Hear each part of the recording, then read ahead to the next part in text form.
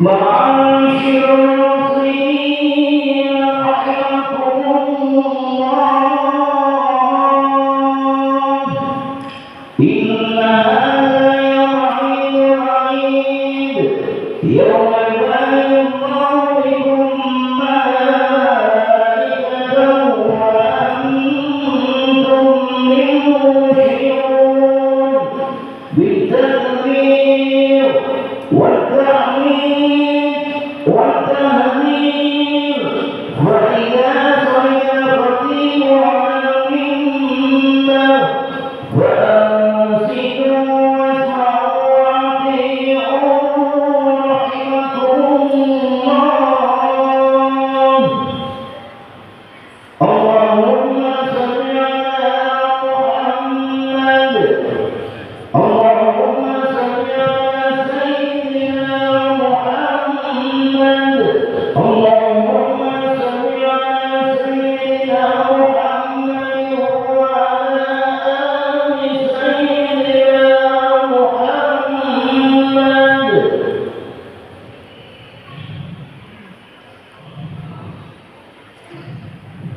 Assalamualaikum warahmatullahi wabarakatuh.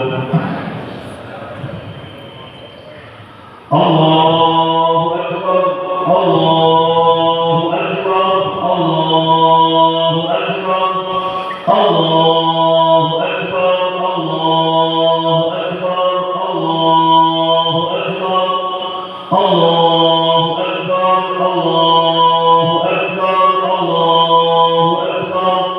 La ilaha illallah, Allahu Akbar, Allahu Akbar, walillahil hamd. Alhamdulillah alladzi ja'ala kalimat at-tauhid li ibadihi hirzan wa hisnan wa ja'ala al-bayta al-haqiqa masabatan lin-nasi wa amna wa akramahu bin-nisbati ila nafsihi tashrifan wa tahsinan wa manna wa ja'ala ziyaratahu wa tawafa fihi hijaban baina al-'abdi wa baina al-'adabi wa al-jannah. As-salatu wassalamu ala sayyidina wa maulana Muhammad nabiyyir rahmah wa sayyidil ummah wa ala alihi wa sahbihi qadatil haqqi wa sadatil khalqi wa sallam tasliman katsira. Amma ba'd, fa ya ibadallah, usikum wa nafsi bittaqwallah. Ittaqullaha haqqa tuqatih wa la tamutunna illa wa antum muslimun. Jemaah kaum muslimin dan muslimat yang dirahmati oleh Allah Subhanahu wa taala, segala puji pada hakikatnya hanya milik Allah Subhanahu wa taala, karena berkat nikmat dan karunia-Nya alhamdulillah kita masih dipilih oleh Allah untuk mengisi hari-hari yang mulia ini dengan berbagai macam ketaatan. Betapa banyak saudara kita di luar sana yang tengah diuji Allah dengan berbagai macam ujian, mulai penyakit, bencana, ketakutan, hingga kekhawatiran nyawa melayang, seperti saudara-saudara kita yang ada di Gaza, Palestina sana.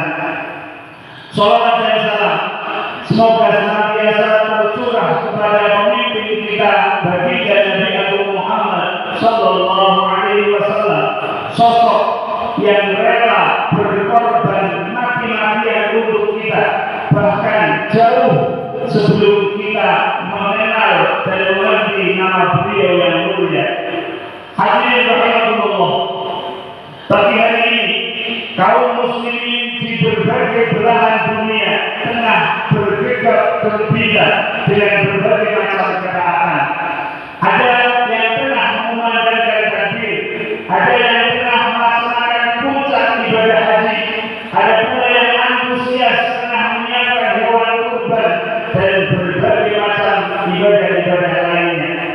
Ini semua adalah bagian dari apa yang dikenalkan oleh Nabi Muhammad SAW dalam rangka mengikuti firman Allah Subhanahu wa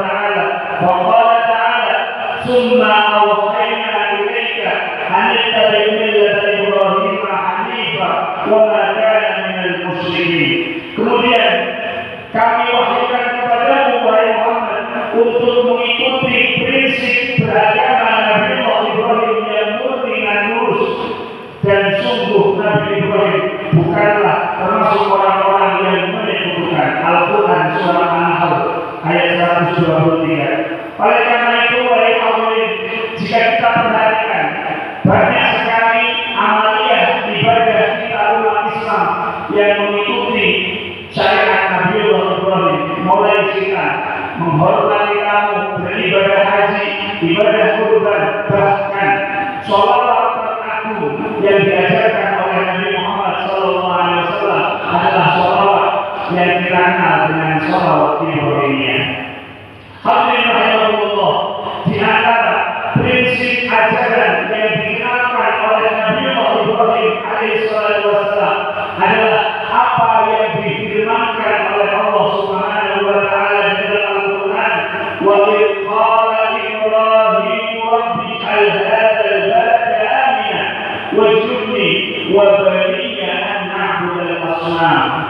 Yang artinya, dan ingatlah ketika Nabi Ibrahim berdoa, ya Allah, jadikanlah daerah atau negara ini senantiasa aman dan jauhkanlah aku beserta anak-anakku untuk menyembah berhala. Al-Quran surat Ibrahim ayat 35. Hadirin rahimahullah, pada ayat tersebut Allah Subhanahu wa taala mengenalkan dua prinsip penting di dalam kehidupan kita.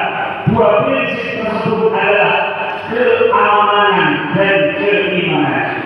Karena pentingnya dua pilar ini, Allah Subhanahu wa taala sampai memerintahkan Nabi Muhammad untuk mengingat dan mengajarkannya kepada kita semua. Dan menariknya hadirin, yang diminta oleh Nabi Ibrahim pada ayat tersebut justru terlebih dahulu Nabi Ibrahim meminta keamanan, baru kemudian beliau meminta untuk dijaga keimanan.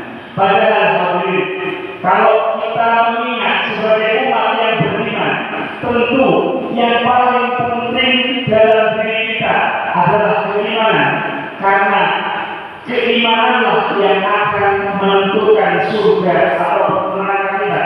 Karena keimanan tersebut yang akan membuat kita dimuliakan oleh Allah Subhanahu wa taala. Tetapi hadirin, kita harus sadar betapapun kuat iman kita, ketika keamanan daerah kita terkoyak, maka keimanan itu akan sulit untuk kita jaga. Dalam level yang paling dasar hadirin, misalnya dalam level keluarga, ketika sebuah keluarga selalu berkonflik, pasti keluarga tersebut akan menciptakan anak yang tidak maksimal dalam tumbuh kembangnya, terganggu mentalnya, dan tidak mampu mengeluarkan potensi dirinya secara maksimal. Itu baru konflik di level keluarga. Bayangkan, jika konflik itu berada pada skop yang lebih luas, tentu dampaknya akan lebih dahsyat. Bisa dilihat hari ini betapa banyak negara yang pernah berkonflik atas nama apapun itu, pasti kondisi masyarakatnya akan sulit berkembang. Inilah alasan mengapa Rasulullah Muhammad SAW ketika berdakwah selalu mengedepankan akhlak yang mulia dan strategi yang tepat dalam menyampaikan risalah keimanan. Dan itulah juga hadirin yang ditiru oleh para salafun salihun hingga para wali sanad. Tak terkecuali yang kita ada di depannya saat ini, Raden Sunan Ampel. Beliau semua berhasil menyampaikan risalah nubuwah, mengkonversi penduduk Nusantara masuk kepada agama Islam tanpa ada konflik berdarah ataupun genosida. Para wali berdakwah dengan metode yang luar biasa. Beliau terlebih dahulu mengatakan, mendengarkan, memahami kultur budaya masyarakat lokal, mengerti tantangan hidup yang mereka hadapi. Kemudian beliau datang menjadi bagian dari solusi atas apa yang dihadapi oleh masyarakat, sehingga dakwah menjadi sebuah yang menyenangkan, membantu dan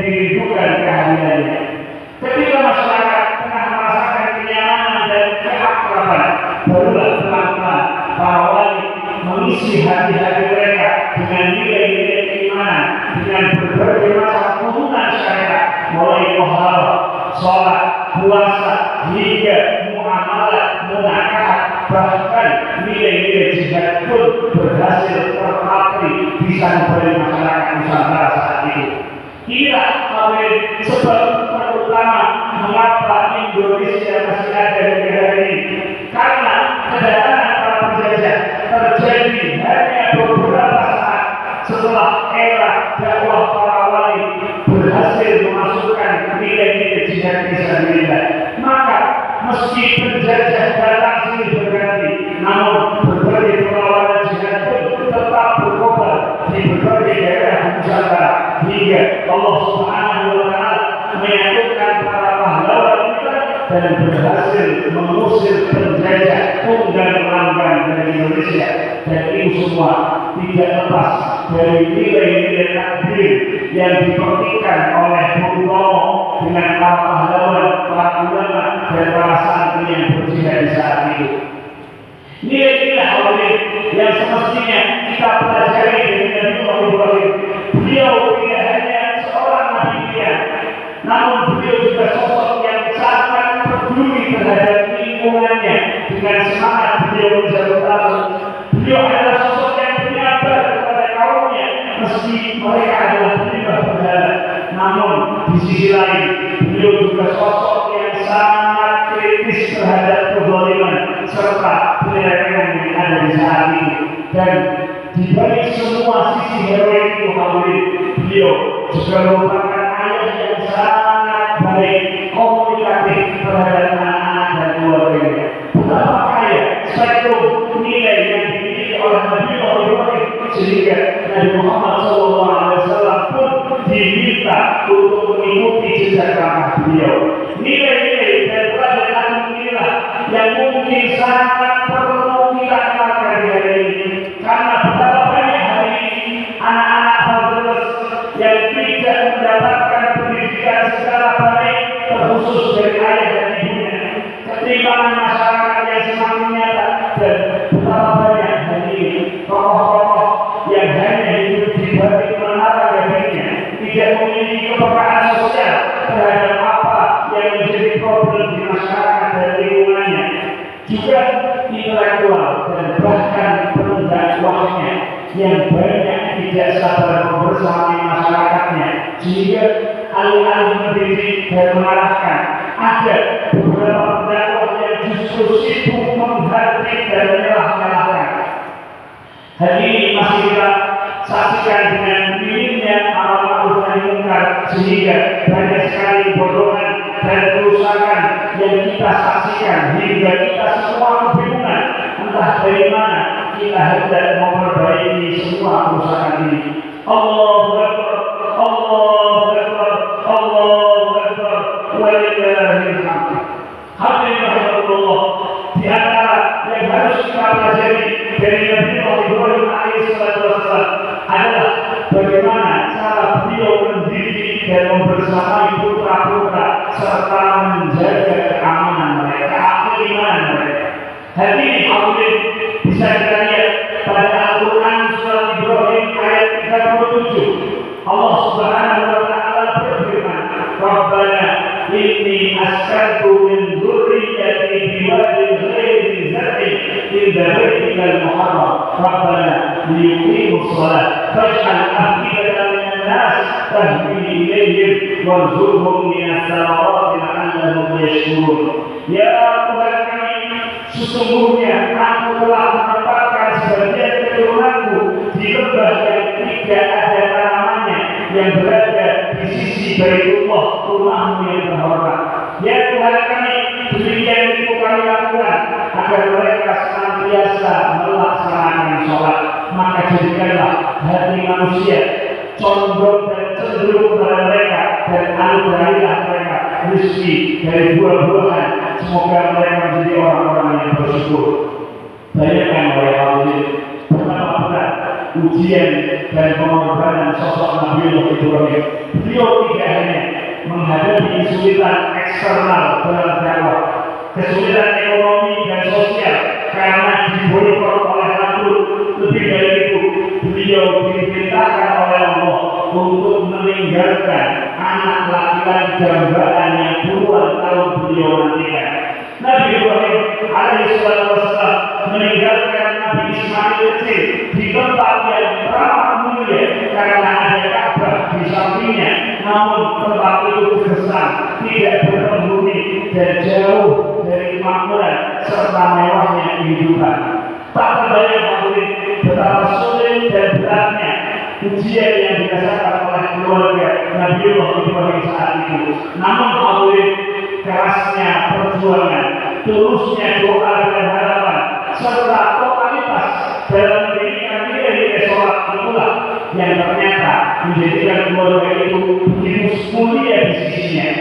Sehingga hingga hari ini hati kaum muslimin dan bahkan kita semua selalu bertaut ingin berkunjung berbondong-bondong ke tempat tersebut, dan kita bisa perhatikan betapa dahsyatnya kemakmuran yang Allah berikan di tempat tersebut hingga hari ini.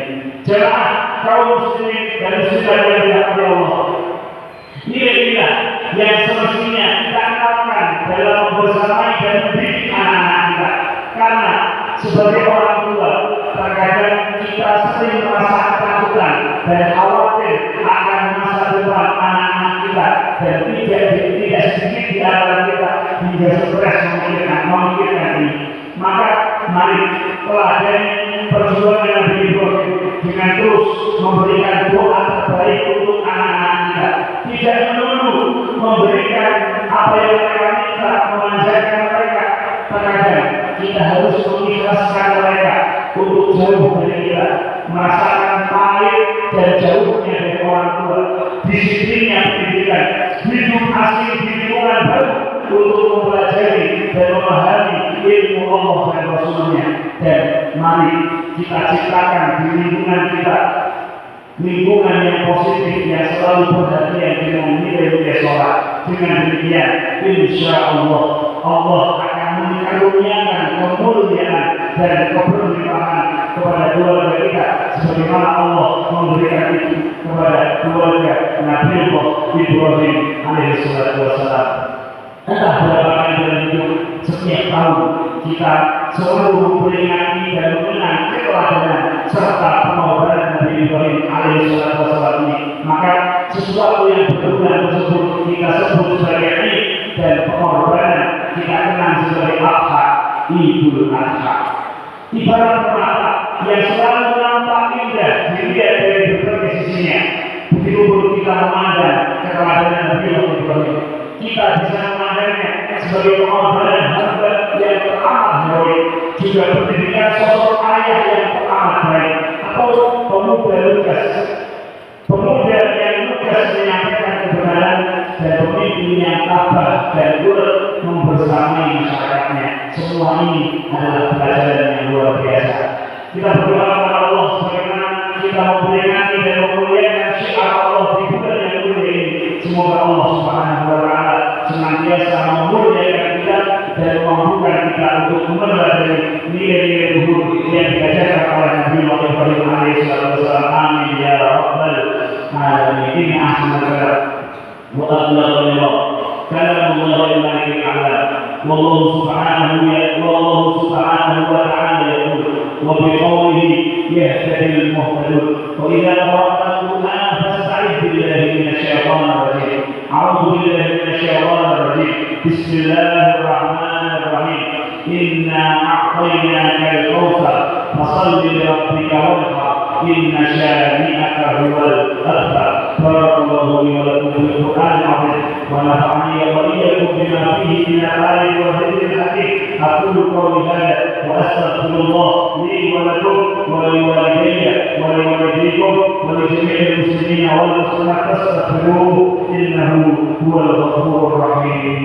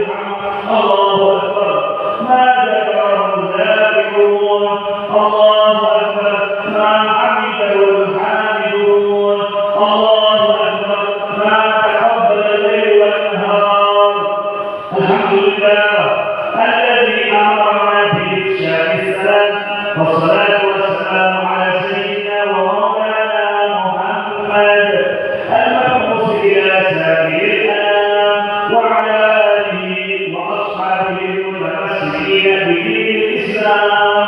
أما بعد، فيا عباد الله، أوصيكم ونفسي بتقوى الله.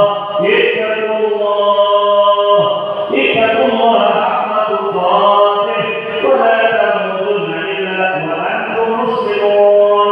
فقال تعالى في القرآن العظيم: إن الله وملائكته يصلون على النبي يا أيها الذين آمنوا صلوا عليه وسلموا تسليما. اللهم صل وسلم على سيدنا محمد وعلى آله وصحبه أجمعين.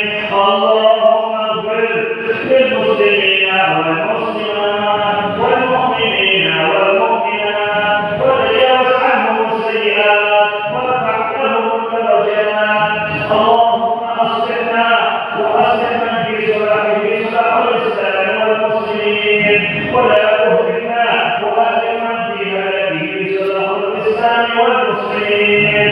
اللهم وحد صفوف المسلمين وارزقنا وإياهم زيادة التقوى والإيمان. اللهم ارزقنا حبك وحب نبيك وحب من أحبك وأحب نبيك.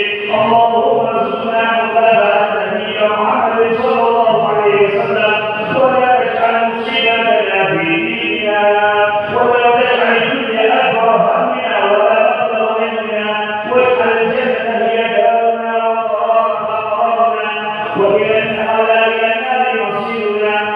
اللهم انصر إخواننا في فلسطين، اللهم انصر إخواننا في فلسطين، اللهم انصر إخواننا في فلسطين على اليهود الغاصبين. اللهم أعيد المسجد الأقصى إلى رحاب المسلمين. اللهم انصر إخواننا المستضعفين في كل مكان. ربنا آتنا في الدنيا حسنة وفي الآخرة حسنة وقنا عذاب النار وادخلنا الجنة مع الأبرار. يا عزيز يا غفار يا رب العالمين. صلى الله على سيدنا محمد وعلى آله وصحبه وسلم، والحمد لله رب العالمين. عباد الله، إن الله يأمر بالعدل والإحسان وإيتاء ذي القربى وينهى عن الفحشاء والمنكر والبغي يعظكم لعلكم تذكرون. فاذكروا الله العظيم يذكركم واشكروه على نعمه يزدكم واسألوه من فضله يغنيكم ولذكر الله أكبر.